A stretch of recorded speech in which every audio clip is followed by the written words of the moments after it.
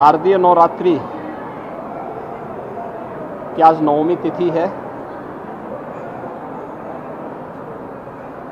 आदिकाल से भारत की सनातन धर्म की परंपरा वर्ष में 2 बार वासंतिक नवरात्रि और शारदीय नवरात्रि के आयोजन को शक्ति की अधिष्ठात्री देवी के पूजन और अनुष्ठान के रूप में आयोजित करती आ रही है। हजारों वर्षों की इस विरासत पर हर भारतीय को गौरव की अनुभूति होती है। वर्ष में 2 बार यह अवसर आता है जब हम अपने समाज को उस सभ्यता, उन संस्कारों और उस संस्कृति के साथ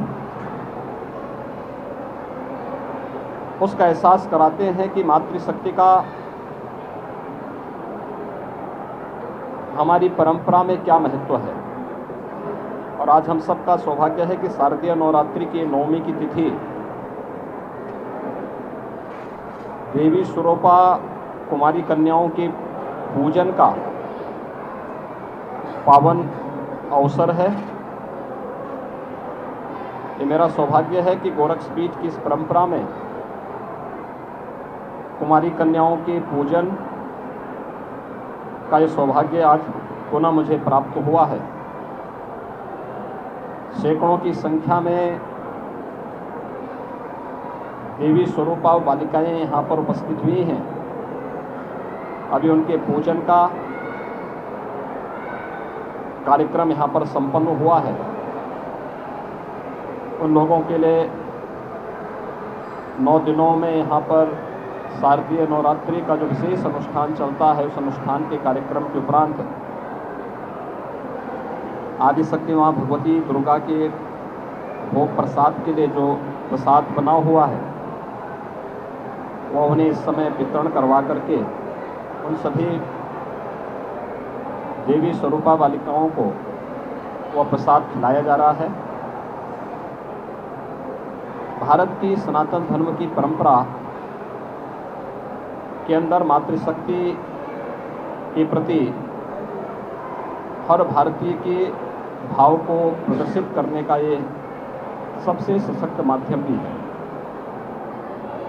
और मुझे लगता है कि हमें अपने पर्व और त्योहारों के इस महत्व को, कि मातृशक्ति किसी भी क्षेत्र में कम नहीं है, कमजोर नहीं है, उनके प्रति यह भाव, यह पवित्रता का भाव हर एक मन में आना चाहिए। अगर हम देवी के इस स्वरूप को, जैसे हम सामान्य रूप से पूजा अर्चना तक रखते हैं, व्यवहारिक रूप में भी लेने लग जाएंगे तो मातृशक्ति के साथ, बहन बेटियों की सुरक्षा के साथ यदा कदा जो घटनाएं देखने को मिलती हैं उनको नियंत्रित करने में सफलता प्राप्त होगी। हमें इन संस्कारों के साथ और इस परंपरा के साथ जुड़ना होगा। दूसरा, शक्ति की अधिष्ठात्री देवी की पूजा का महत्व इस बात को प्रदर्शित करता है कि वो आदि शक्ति है। इस चराचर जगत की हर एक शक्ति का आधार है।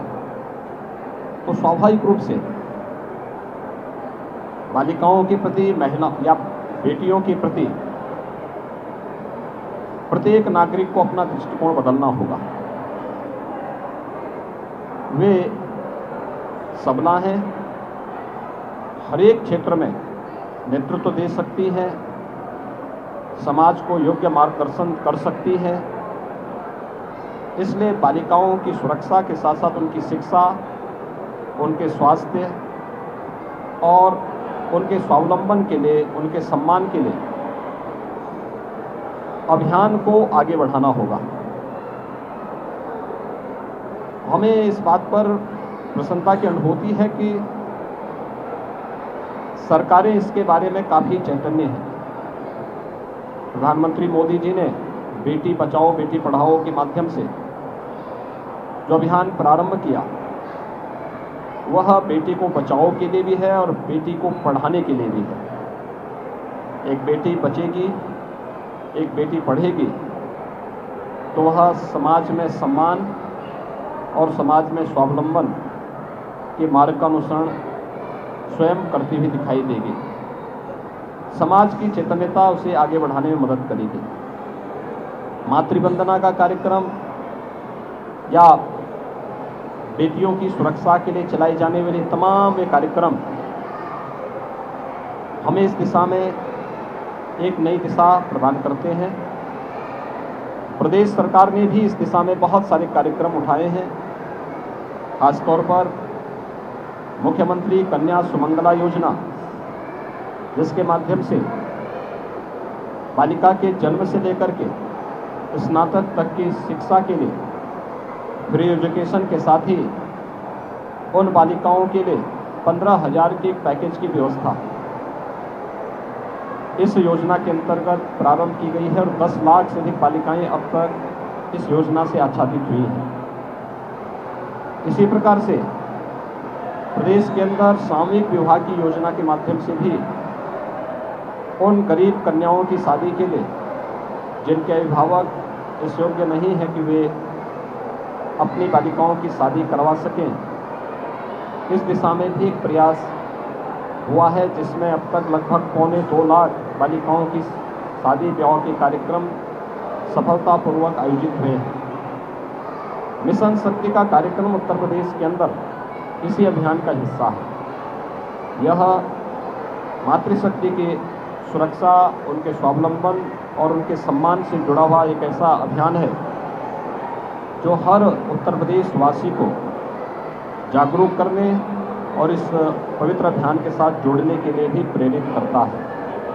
आज महानवमी का यह पर्व 9 दिनों तक आदिशक्ति माँ भगवती दुर्गा की पूजा के उपरांत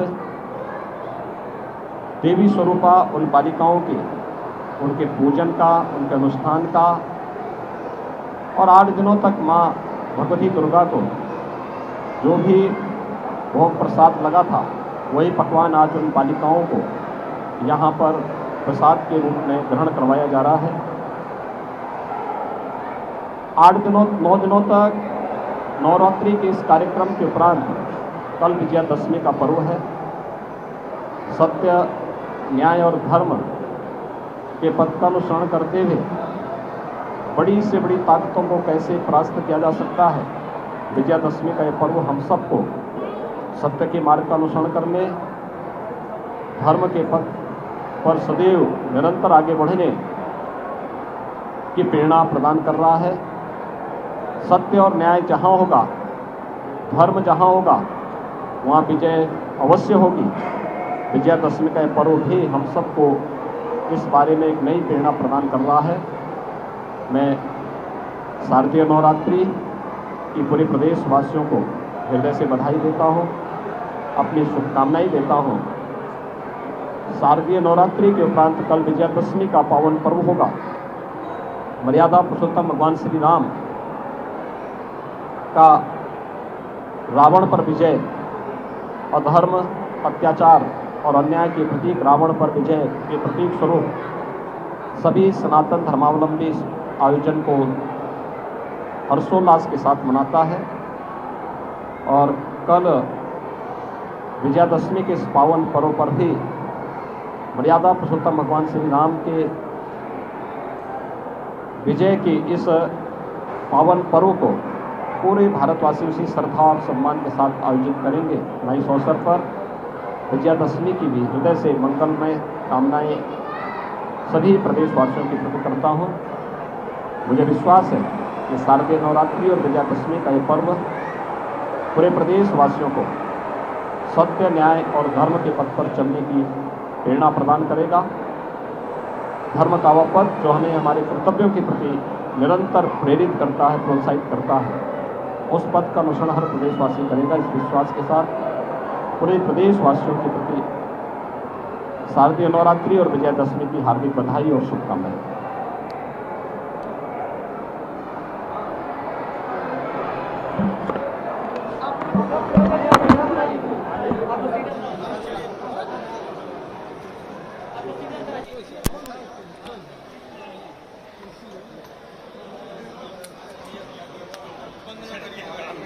Yeah.